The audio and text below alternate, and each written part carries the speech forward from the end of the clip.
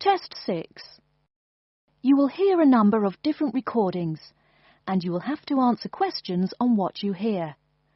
There will be time for you to read the instructions and questions, and you will have a chance to check your work.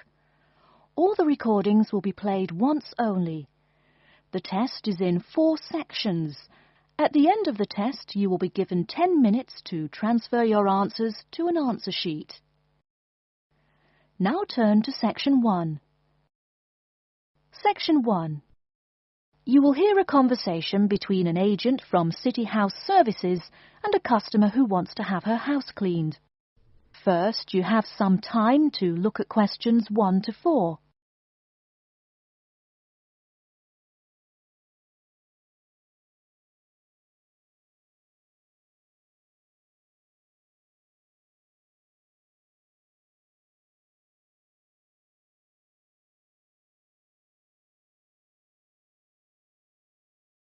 You will see that there is an example which has been done for you. On this occasion only, the conversation relating to this will be played first. Good morning, City House Services. How may I help you? Good morning. I'd like to arrange to have my house cleaned. Certainly. I just need to ask a few questions. First, could I take your name? Yes, it's Barbara Hill. The woman says that she is Barbara Hill, so Barbara Hill has been written in the space. Now we shall begin. You should answer the questions as you listen, because you will not hear the recording a second time. Listen carefully and answer questions 1 to 4. Good morning, City House Services. How may I help you? Good morning. I'd like to arrange to have my house cleaned. Certainly. I just need to ask a few questions. First, could I take your name? Yes, it's Barbara Hill. Thank you. Next, is your house in London? Yes, it's in Kingston in southwest London. Okay, southwest London, and, what's the postcode? SW105. And what is the square footage and what rooms will be cleaning? The whole house is 268 square feet, and there is no need to clean all the rooms. I only want to have my bedrooms cleaned. Okay. How many bedrooms does the house have? 3 bedrooms. Oh no, sorry, we used to have 3 bedrooms, but we only have 2 bedrooms now. Are those single bedrooms or doubles? Doubles. Fine, 2 doubles. There's one more room which needs cleaning. It was used as a bedroom before, and now we have converted it into an office. I understand. 3 rooms have got to be cleaned. And are all of those rooms upstairs? Yes. Then downstairs we have a kitchen diner, conservatory and lounge. The kitchen diner is quite large and has the usual equipment: cooker with oven, refrigerator, cupboards and worktops. The conservatory has a lot of plants, but there's no need to take care of them. The lounge has a leather 3-piece suite and a large coffee table. Thank you. And do you keep any pets? Yeah, I really love keeping them. I've got 2 dogs and 3 cats. Okay, then if our staff come over to offer the service, please take your pets away. Have you looked at our service packages? Yes, I have one in front of me. Excellent. Before you hear the rest of the conversation, you have some time to look at questions 5 to 10.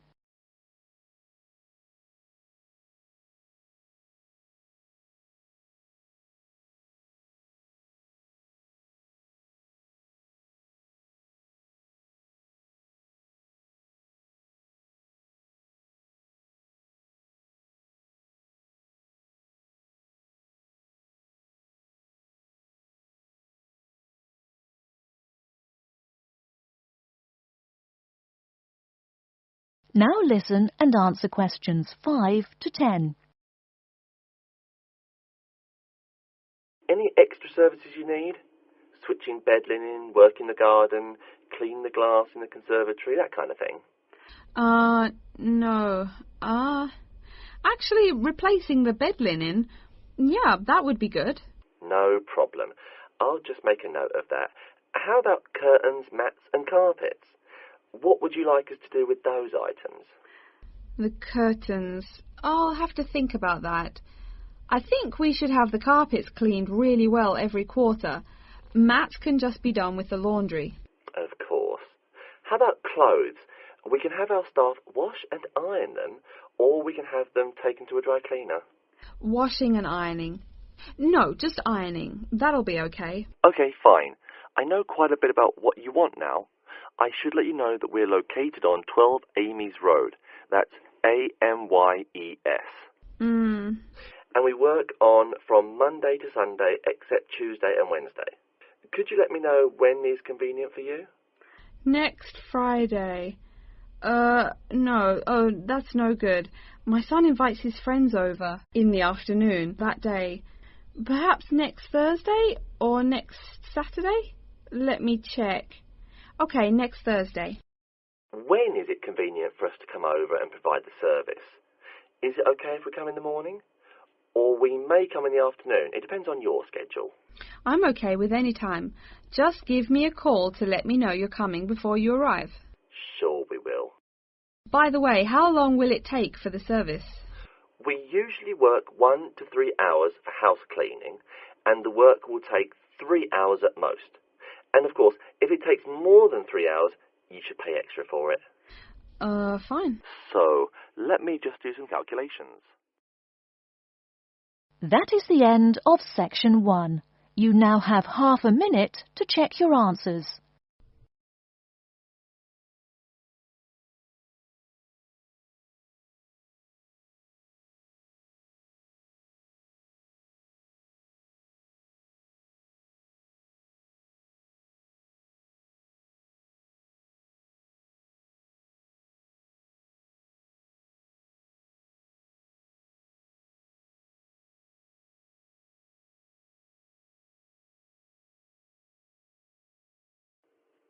Now turn to Section 2.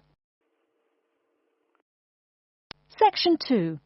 You'll hear a talk by a security worker from Sydney Airport who is introducing the day-to-day operations of the Australian Quarantine Service. First, you have some time to look at questions 11 to 17.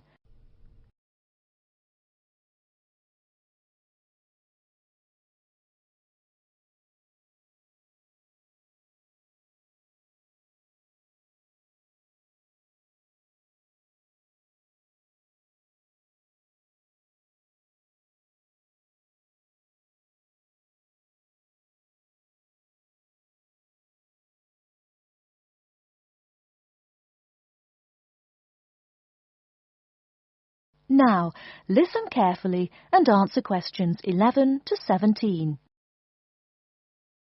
Hi everyone and welcome to Sydney Airport.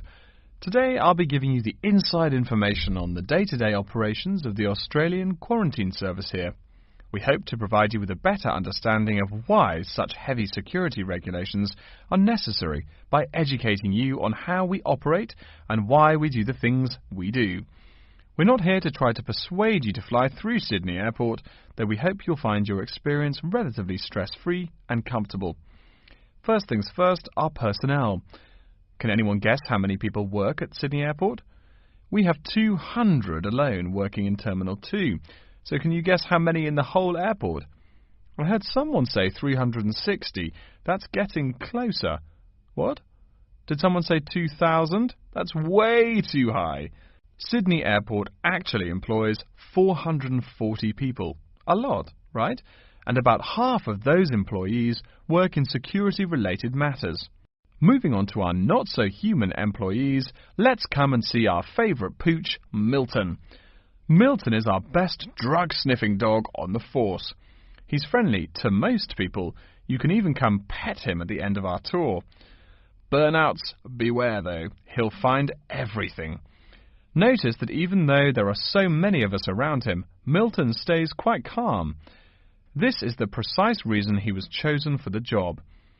Dogs that are chosen are not predisposed to sniff out different narcotics. That's something we teach them already. So here's a part of the airport most people never notice, the cargo transport terminal. This is where packages are shipped to and from. Normally we ship around 4,400 packages per month. In this airport alone, over 52,000 packages were shipped in and out over the past year. We ship to and from 170 different countries. Not bad, eh? Probably it will go up to over 72,000 packages this year.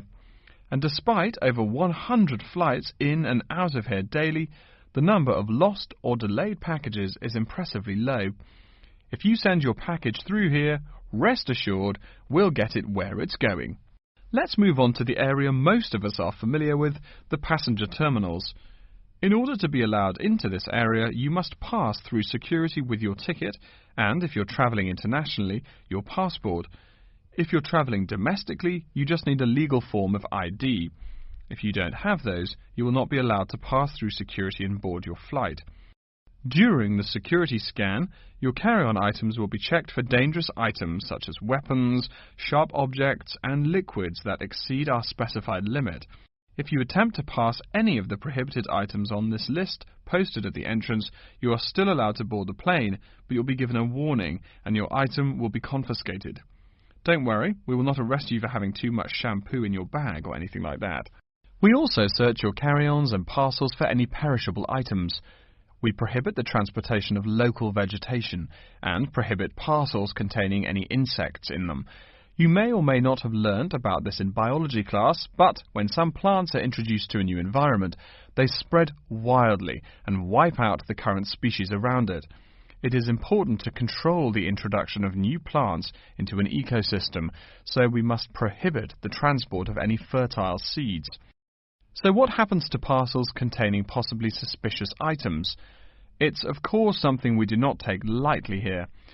If an object passes through the scanner that appears suspicious in any way, it is separated out for manual search by a member of our trained security personnel. If an illegal plant or simple sharp object like a pocket knife is found, it is simply disposed of in our biohazard waste containers, and the package itself is returned to the sender, or passenger if it is for a passenger flight. More serious weapons are reported to higher authorities for investigation. Before you hear the rest of the talk, you have some time to look at questions 18 to 20.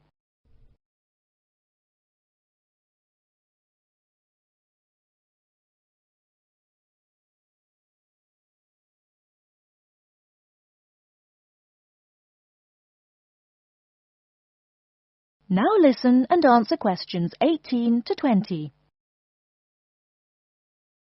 As far as parcel security, the material of the parcel is important. For shipped goods, the most common material used and the most widely accepted is paper.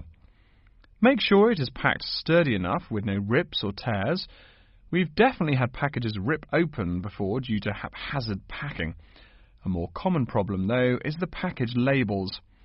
When an item does not make it to the right place, this is the most common reason.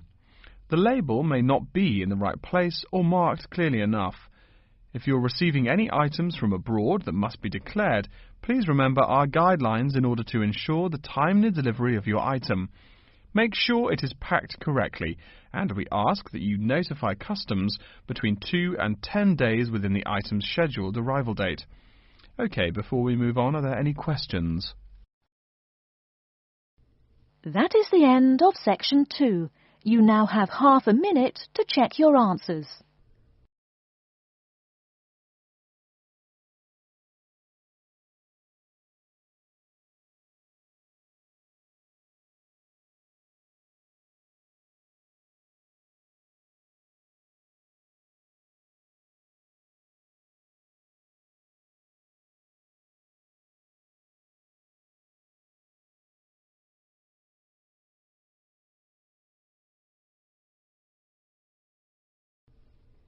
Now turn to section 3. Section 3. You will hear a librarian called Adam Smith talking to the students about how to use the facilities in the library. First, you have some time to look at questions 21 to 26.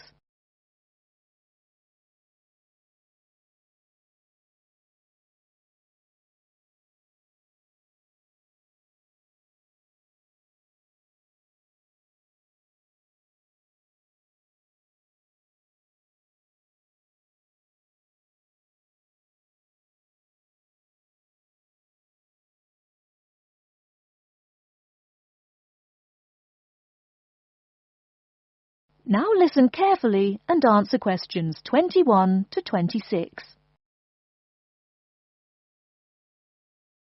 Welcome. Please come in and gather over here around the tables. My name is Adam Smith, and I'm the librarian here. I'll show you around today and explain how to use these facilities. Hopefully, when I'm done with it, you'll know the ropes. And please feel free to let me know of any questions or concerns that you may have. Now we're at the gate of the library. Upon entering into the door, you'll find that the restrooms are on your left-hand side, and opposite them is a photocopy room. Many of you are wondering about the check-in and check-out process. What you have to do is go to the circulation desk, which is to the east of the photocopy room. The reading room is a really large area in the center of the library, just to the north of the circulation desk. I'm sure you won't miss it. If you're here to do research, this is where you should bring books to look through. However, if you're here to do any group projects or other interactive activities, I advise you to use one of the study rooms, which are just to the east of the reading room. Moving on to the southeast corner, we have the periodical section, just next to the study rooms. We have a collection of different newspapers and magazines in this section. You can get last week's weather reports, or all the top stories 5 years ago. Our periodicals can be traced back 20 years to the time when our school library was built. Our first question, yes. Can we check out magazines from the library? I'm sorry, but you cannot take any periodicals out of the library. You're welcome to read them for as long as you want while you're here, but you cannot check them out. I wonder if there is any place where we can get some food in the library. Do we have a store here? Of course. The Food Service Center is just meters away from the study rooms. It's on the northeast corner as you look at the map. The Food Service Center offers different kinds of snacks, though it's not big. Well, moving on along to the west, you will find the Video Resource Center on your right hand. We have educational videos and documentaries, as well as major motion pictures. We ask that you pay attention to the tag on the video that you pick up, as many of our documentaries are for on-site viewing only and may not be taken out of the library. To the west of the Video Resource Center is our satellite TV station. Here we stream the news from Channel 19 for most of the day. How many channels does it have? It does have nearly 200 channels, but we generally will give top priority to channels with some big events, like presidential addresses or other breaking news. During the coverage of the presidential debate, students will take a break from studying and flock to watch it. Last, but perhaps most important, is the inquiry desk. It's just on the left-hand side when you walk into the library, so it's impossible to miss it. If you have any questions about how to use equipment or where to find something, come and ask the assistant. Don't be shy, because that's what they're here for. Before you hear the rest of the talk, you have some time to look at questions 27 to 30.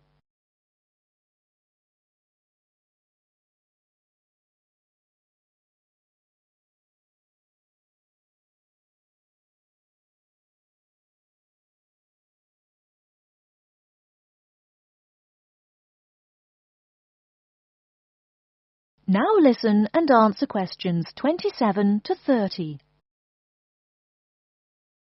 Speaking of questions, one of the questions we get asked is how to actually check out a book once a student has picked one out. If it's a fiction or non-fiction book, look for the pink and yellow checkout card inside the back cover of the book. You can also find information about the book on these cards, including its publishing date, genre, ISBN, and a log of dates it's been checked out before. Present this card to me or any library assistant, and we'll stamp it, and then the book can be kept for 3 weeks. You can find general information on a field of study by using one of our subject guides.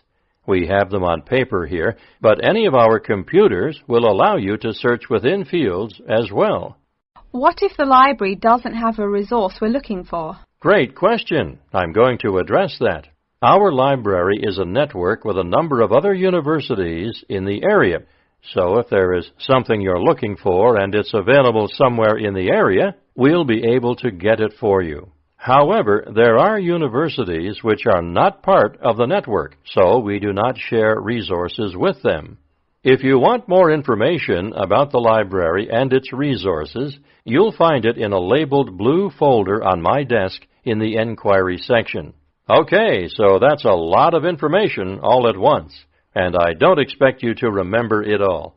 The most important thing is please be respectful of the staff, and if you need help with anything at all, come and ask me or one of the assistants. All right. Any questions? That is the end of Section 3. You now have half a minute to check your answers.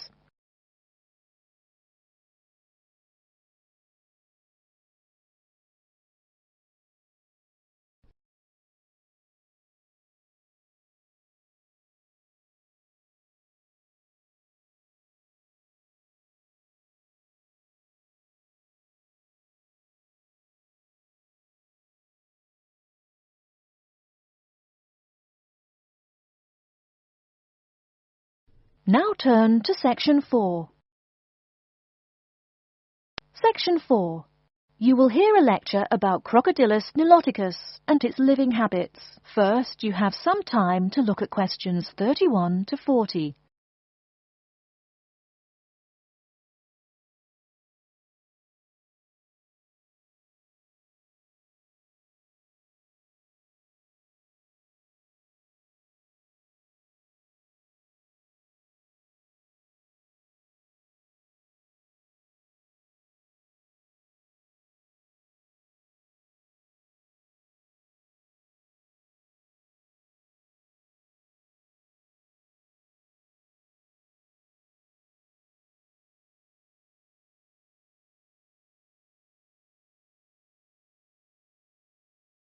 Now listen carefully and answer questions 31 to 40. Good morning. Today we will continue our study of Crocodylus niloticus by talking about its living habits. We've already discussed the evolutionary attributes that set it apart from its crocodile relatives. Does everyone remember that? Yes, it has an extremely narrow snout and 3 or 4 rows of protective scales on its back, as compared to 2 rows on other members of the Crocodylus genus. Let's take a look at how these carnivorous man-eaters live, where they live, and finally, whether they really deserve their vicious reputation. To start, I'd like to address a great question posed to me by a student during yesterday's office hours. We talked about the distribution of crocodiles in Africa and saw that they are highly concentrated in the south and west of the continent. This student noticed that on the map displaying the distribution of crocodiles across Africa, there were no crocodiles in the northern region, and found no mention in the literature of the existence of crocodiles in the north of Africa. Why might there be no crocodiles in North Africa? Let's save this question for later in the lecture. To find out more about the social habits of the African crocodile, one researcher named Tara Shine of the University of Ulster in Northern Ireland conducted a survey of the wetlands in Mauritania and received reports of 46 crocodiles living in one group, or float as we say when referring to crocodiles, though the usual number is a little less than half of that. In general, crocodiles are more highly concentrated in wet subtropical environments near bodies of water and rich vegetation. While South American crocodiles thrive in cool rainforests, the African crocodile is more equipped for heat. Though they can survive at the hot temperatures found in some deserts, they are not equipped to handle dry climates and thus cannot survive in places like the Sahara Desert of North Africa. As cold-blooded animals, crocodiles' core temperatures fluctuate from their average of 38 degrees Celsius as external conditions change. Thus, they need to avoid extreme temperatures. others live an underwater life, keeping a body temperature close to that of the water. As their own unique method of regulating their body temperatures, some African crocodiles have made dens by digging holes in the ground to provide themselves with a cool, dark place to retreat from the hot African sun. Speaking of the hot African sun, let's go back to the question asked at the beginning of the lecture. We know that there used to be crocodiles in northern Africa, yet today there are none. What are some possible explanations for this? Some students have suggested that the African crocodile has evolved from a desert creature into a wetland creature, thus causing them to migrate south for more appropriate conditions. Others presume that the crocodile was hunted out of northern Africa by a fiercer predator. While these are intelligent guesses, the real story is a little bit different. The key to this migration is that the Sahara Desert did not always cover the north of Africa. About 8,000 years ago, the land was fertile wetlands, perfect for breeding crocodiles. Over time, though, the area dried out and the wetland slowly turned to desert, leading the African crocodile to migrate south to the marshlands they call home today. Some crocodiles did, however, adapt to living in dry conditions. In Mauritania, some crocodiles have learned to survive in an area where they can go up to 8 months with no water, by spending the driest of times in what's called a torpor, or short period of hibernation. To utilize every bit of rainfall, these desert crocodiles dig underground caves that collect runoff, thus staying cool and hydrated. During the mating period in November and December, males attract females to their viciously protected territory through a number of behaviors that range from snapping their jaws all the way to sending infrasonic pulses through the water. Afterwards, the female digs a hole up to 60 centimeters in depth to store the eggs for an 80-day incubation period. The female protects these eggs during the period, and sometimes even helps crack the eggs with her snout at the end. These teeth-gnashing carnivores are softer than we think. Although these vicious creatures have attacked humans on a few occasions, the residents are not afraid of them. In fact, they show a great deal of reverence towards these wondrous creatures. Some say that crocodiles bring water to their habitat, so if they leave, they will bring the water with them. Obviously, this is not true, but it demonstrates the admiration the inhabiting people have for crocodiles. Generally, crocodiles do not predate on humans. They attack when humans populate the crocodile's habitat, instilling fear and uneasiness in the crocs. Like any other species, crocodiles are known to attack when feeling fear. There's still a lot more to be discovered about the African crocodile. Researchers want to know more about the population size, how many crocodiles inhabit Africa in all, how they form separate floats, etc. There is still also much to learn about migration patterns and relations to other populations of crocodiles now found in other parts of the world. Next time, we'll examine a few specific case studies of crocodile populations in southern Africa. That is the end of section 4. You now have half a minute to check your answers.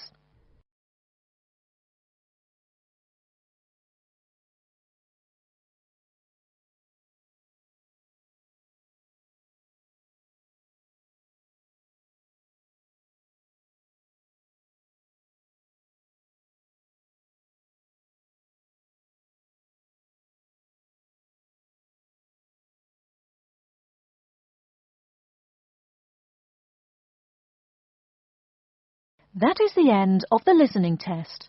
In the IELTS test, you will now have 10 minutes to transfer your answers to an answer sheet.